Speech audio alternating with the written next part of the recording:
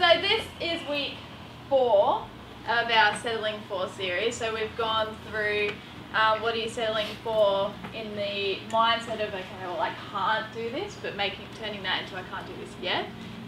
We've had a look at changing our direction, so what that 1 degree over a long period of time can do. And last week, I wasn't here, but I did watch it online. Phil spoke about what are you settling for in your relationships. But this week, it's very exciting. We'll be digging a little deeper, so I've got my digging boots on. Because we're going to be discovering you. Now what I'm going to need first up is I'm going to need throughout the night a few different helpers. And before you put your hand up, there is a bit of a theme. So I would like to invite my really tall friend, Rory! Yay! Rory! So you get to hold this. Yes, holding something. So Rory is going to be our prettiest layer, okay? So sorry for anyone else who comes up, but you're just not going to match up to Rory tonight. It's okay. So he's going to be what is referred to as our humus. Now it's not like humus the dip. Humus technically is broken down organic matter, but he's really cool. So he's the grass and the trees and the pretty flowers and everything that smells nice and looks nice. And so in our own lives, our surface layers is what this is called, is our protective layer. So this is what we show people. This is what people see. So this is all the things about us that are like those initial things that when we introduce ourselves, we talk about. So I don't know about you, but when I either first meet someone or you have that real sort of surface conversation, it's all about, oh, so how do you know Rory, or what school do you go to, what do you do for work, all these kind of things. But at the end of the day, do I actually really care? Like, honestly, Yeah. kind of, really. But most of the time when they walk away, I can't even remember their name. But what I do remember is I remember what hair colour they had, I remember what their shoes looked like, I remember what colour clothes they wore, because that's what I saw. That's that initial thing that I saw, that real surface layer. Now, the surface layer too, as much as it can be a bit superficial sometimes, is also really important because it is a protective thing. And it's kind of like having cake but with no icing, and kind of icing really makes the cake. So, but if we think of someone who their grass isn't that green or their trees aren't that tall, does that make them less of a person, or does that make them any less interesting or any less valuable? Well, yes, no, maybe? No. No, not at all. It might make them a little bit more quiet, but that doesn't make them any less of a person. What that does show though is that they are not planting the right seeds in their topsoil. So, I'm going to need my next helper now. Well, now what I'm going to need is I need someone who's a little bit shorter than Rory, but not Rory's height. So anyone. Good job, Becca! Thank you! Okay. Yay! I'm a layer. So, Beck, our topsoil. Okay? So, our topsoil is defined, well, layer called the topsoil. Seed germinate and plant roots grow in this dark coloured layer, so she bled. It's made up of humus, which is that decomposed organic matter, and it's mixed in with lots of minerals and particles and everything. So you're my topsoil, yay! Rory's prettier than me. Yeah, well, he's got more to show. So the topsoil is that first layer under the grass. So that's that first layer, like just below the surface. And this is actually really, really rich and nutritious, and it's got lots of good things going on there. Because it is a whole bunch of organic things and a lot of things just broken down that have kind of been used to recycle again. So our topsoil, being our next layer, is actually the layer that we show our friends. This is our comfort layer. So this is where we start to grow things. We can share what we get excited about. We can, be happy to share our plane lunches with each other. I used to do that all the time. We can, make jokes with each other, and we can all hang out together, and we can encourage each other. And So, but the main point is this is our comfort layer. So this is where everything's kind of settled once it's sort of broke down on the top there. Now when I say this is our comfort layer, I don't mean that this is where we feel our most confident. Okay, that's down a bit deeper. Our comfort layer is literally exactly that. This is the layer that we feel confident to show people who take that little bit extra time to get to know us. And it's also where we're starting to grow things. So I know for Tilly, where are you? You're down there. So Tilly's actually starting to do her horse riding lessons up again, which is really cool. So she's learning all about that and getting right into it, which is awesome. And then for Alex, he's rebuilding his postie bike. So he's making this a hobby for himself to build something up that was pretty cool to make it even cooler. And then Beck, she wants to run around China one day. I don't know why. The Great Wall. The Great Wall, but she's going to run around China. So she's growing herself in that, and she's learning how to run better to be able to do that. And then for Phil, he's taking his dancing lessons. So he's getting instructed on that to become better at something that he's actually really enjoying. Now, so remember, this is all our fun, this is all our happy, this is all our good stuff. But of course, there's a downside. There's always going to be a downside. So their topsoil, the issue is that it can wash away really easily. So as Phil mentioned last week about when you're hanging out with a new girl or a new guy and you're starting to build that new relationship, is that all of a sudden you can start to look at the things that you would normally like to do but you aren't doing them anymore because you've settled to make that decision. So so you have something and you're just putting it aside because they don't think it's that cool anymore, or you don't have time for that because you're hanging out with this other person. So whether that's taking time out for you to go and draw in a notebook, or whether that's, I don't know, a special routine diet that you have, or whether you want to go gardening, it's really cool. And sometimes you think that once you get to know each other better that, okay, well maybe they'll join me in this, or maybe they'll accept it after we've spent more time together. And so for me, I love riding my horses, and the little time that I do get to ride them every sort of couple of weeks, I can't do that with Alex because he gets really, really bad hay fever. And so what I do is I go, okay, well, I won't ride this week because then I won't be able to go to dinner or to the movies or whatever we do. And so in that moment, I've settled for less with my horses because I made this other decision to say, okay, well, I'll come over here as well because that makes someone else happy too. But what I've sort of forgot in that process, or happened to ignore in that process, is that I've gone, okay, well, hang on, I literally only have a couple hours every week to play with my horse, whereas Alex, if I really want to, I can see him after work and during the week and things like that too. Now, going back to our surface layer as well, if we had a really nice amount of grass covering that area and really strong trees, when the rain comes or when all the hard times comes, it's not going to actually wash away that topsoil. What it's going to do is help it to grow. So that's really important. Now, I'm going to need my next helper. Darcy, good job. So you get a bit of a blurry picture, but it's okay.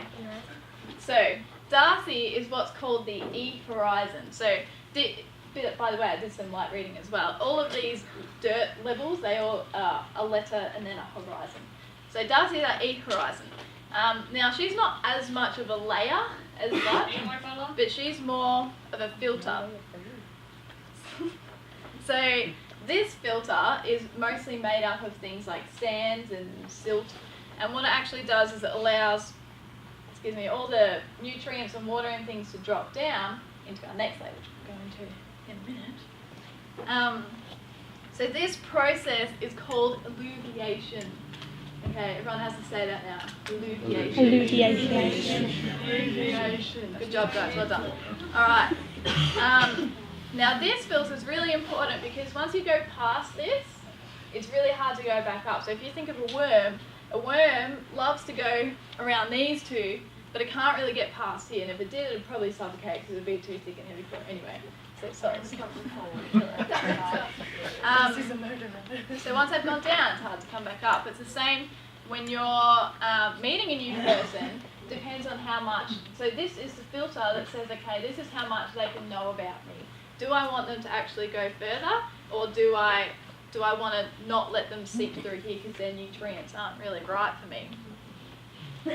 So, does anyone know how long it takes the average person to judge someone? 3 seconds. 3 seconds, 10 seconds, 0.7 seconds, 8 seconds. Yeah? So, statistically, pretty sure it's 3 seconds. And so what that means is that in 3 seconds, we can decide whether we are going to continue with this person or not, depending on what they look like, what their hair colour is, how they speak, maybe what kind of car they drive. Like, have you ever seen someone drive past and they've got their windows down, their music blaring, you're like, oh. Nah. Just anyone? Maybe that's just the other. Yeah, it's instant, absolutely instant. But that's also important because what that does is, if we had to get to know everyone, like everyone that we saw, to work out whether they were good or bad people, we would probably have absolutely no spare time. So, as much as we are incredibly quick to judge people, sometimes it's a good thing because we don't have all the time in the world. But again, once we go through here, really hard to get back up. So what I'm going to need now is my next helper. Who's? Alright, next one. Someone shorter than Darcy. Shorter than Darcy. I'm shorter. Yeah, come up. Yeah. Is she taller? Is she short? Oh, it's going to be close. Darcy's standing tight. Just. You're almost the same as Damn it, seriously. I'm sorry. I'll shut up. There's such a height We'll differential. just pretend, okay? There you go. Oh, there you go. Good job, Sharon. Alright. So, you are now my subsoil. Okay? So we have our surface layer, we have our topsoil, our alluviation, and then our subsoil. So this is where we start to get down a fair bit deeper. I'll just draw my next thing. So, who wants to guess what letter this horizon is? V. V. D. D. S. A. S. B! Good job, guys! It's a B! Woo! But it does, okay? So it's a B. So this layer is mostly clay. Now, for you guys that don't know as well, clay is actually really, really rich in minerals, which is why a lot of things can't grow in it, because it's so dense and heavy, and a lot of the times you get a lot of clay rocks as well. It's very rich, which means that things can't grow in it because it's like, whoa, nutrition overload, I can't do it. It's all about balance. Oh, yeah, thank you. I appreciate that. And it's also, yeah, it's really heavy. So if you've ever tried to dig a hole where, say, like out in Seville or something, it's like that red dirt is really hard. So again, it comes in soft, all the way to muddy patches, to right up to hard rocks. So the clay in our lives are the richest things about us, because this is actually where, when we're growing something, all the roots actually come down and they live in this clay, because this is where all the water sits. That's why it's so moist. And this is really, really important, because a lot of our foundations sit in this clay, in this subsoil. So it's all of the soft bits and the hard bits about us that make us who we are. So these are our values and our dreams and our goals and our fears. And as well as, this is where we really develop our love and our trust for people. So this is mostly where your really best friends are going to be, and hopefully your family as well. And so remember though that this layer here, the E horizon, the alluviation, is what separates this part here that's like, oh my gosh, I can't handle it, it's too much, to being like, yeah, let's start all these new things here. Really thin line. So I have an opinionated theory here that if something isn't right in your life, so whether that's a teacher keeps annoying you, or they don't understand you, or whether you've got a sibling that absolutely refuses to stay out of your room, so, or whether you have a boss that maybe just grinds all your gears in the wrong way, or she, whoever, so my opinionated theory is that the only way that this is going to change, because you've tried this and you've tried that and you've been nice and you've wrote a letter and you've said this or whatever it's going to be, the only way that you're actually really going to change this is if you change something in your own world. Now in this circumstance, or these circumstances, the only thing you can actually change is your attitude and your mindset, because you can't really tell your boss to shove it because they kind of need to pay you. And things like your teachers as well. You kind of don't really, you need to be respectful. But changing your mindset and your attitude, they are the two most important things that you can control. So going through, and I hope, I'm going to tell a little story and I hope these people won't mind, so that's good. So one of my absolute mega pet hates of mine is when people don't replace the toilet roll after they've finished in the toilet. Like, okay, you've used the last sheet and that's it. Oh my god! So, wow. Some of the little things, isn't it? So I was at my wonderful boyfriend's house on the weekends, and I got up pretty early in the morning to go home. So I get up, go to the toilet, and I open the door, and I was like,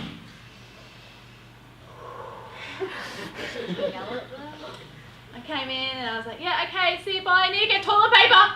And he's just so loving of me, and he's like, it wasn't me, it was Darcy. Got it. It's like, there's toilet paper in there. And I'm like, no, that's paper towel. I'm not using paper towel. I'm looking for it. Oh my God. So then, it's like, oh no, it wasn't me, it wasn't me. I'm like, okay, alright, that's fine, thanks. And I left, I was like, okay, bye. And then he's like, but why are you angry at me? And I was like, whoa. Ooh, okay, alright, let's think about this for a second. Have I let this toilet paper roll affect me so much that I've completely gone, okay, this is what I've decided to ban, this is over here. Now it might have just been too early in the morning, which it probably was, but put your toilet roll back down. I bought the toilet paper, it's not my responsibility to be done. Anyway, which also made me think too, well, okay, hang on, there's a few different things going on here. There's one, I've snapped because of something that someone else did. Then there's two, okay, well, maybe I just should have gone to the cupboard and get it out myself. And then there's the conversation. There's like 3 separate conversations there. But the fact is, where it's come from. So whether it's come from that clay, that richness, all these good minerals, or whether it's just hit that E horizon and got nut, stuff that. So, I need my next person now. Hi, Jack. I'm just going to keep my love the enthusiasm, Jack. Just yay.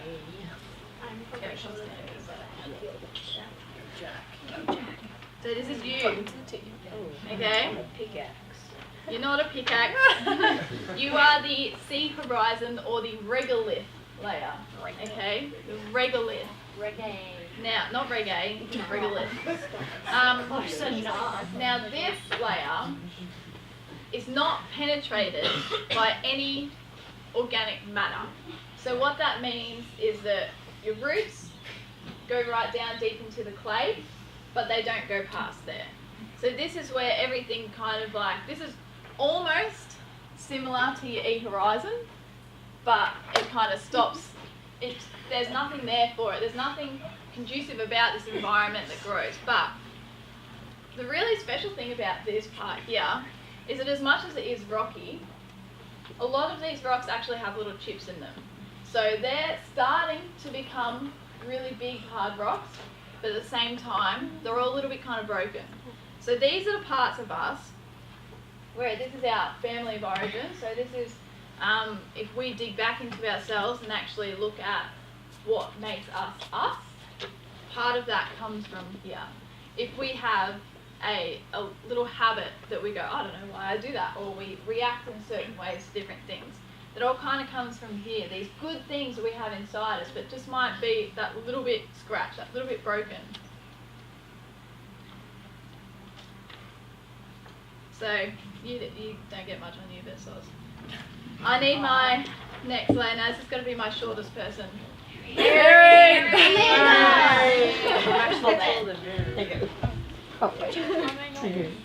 Thank you. It was Mary. You can almost stand on the chair if you want. Oh no, there you go. Oh, isn't she cute? I love you, Mama M. Oh, sorry. Oh, sorry, never mind. So this is our Jack and Mary. So Mary here is our R horizon. I thought you just said arthritis. Not quite arthritis. We could probably use it for something, but no, she's our R horizon. This is also called the bedrock, which is also ironic considering it's the last layer. So there you go. Thanks, guys. So this is our very last layer. So what is so important about this layer is that this layer is unweathered. So what that means is that nothing can break this unless you've got like really strong dynamite, which you need a license to use. This layer cannot be broken. This is your foundation. So when we start all the way back at the top here, we've got all our nice pretty things. Sorry guys. Then we have our rich topsoil. We've got this filter in between here that is a decider. We've got our really nutritious clay where all our roots sit. And then we have the parts of us here that are so good that maybe just need a bit of working on. And then we have our bedrock. Now, my absolute favourite thing about this is that it doesn't break. Which means that your foundations never fail you.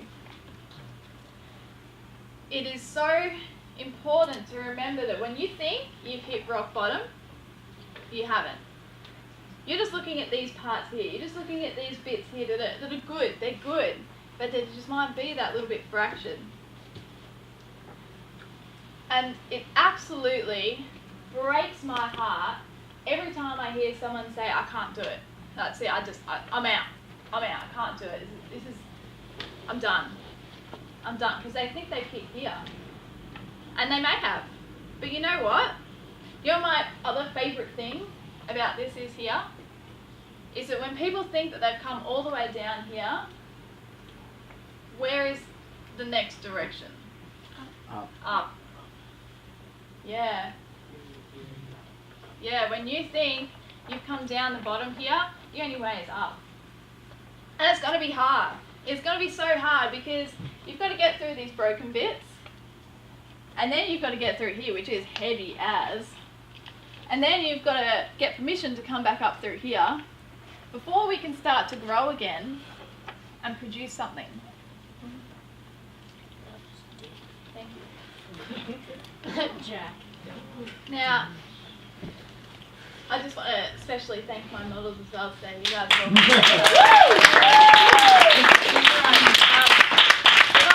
I really want to challenge you guys this week. And I want you to think about all these things that you're settling for within yourself. And I know we've been going through it all. But what are you actually allowing to seep through down to your bottom layers here? What are you allowing to come down and pick at these rocks? You know, what is the rain that you are letting wash that nutritious topsoil away? You know, who are the people that you deeply love and trust that you can talk about all the gooey bits inside you, good and bad? Who are those people? And who are you going to allow to hurt you? You know, what kind of foundation have you built upon? Because it all comes back to the one thing of what are you settling for?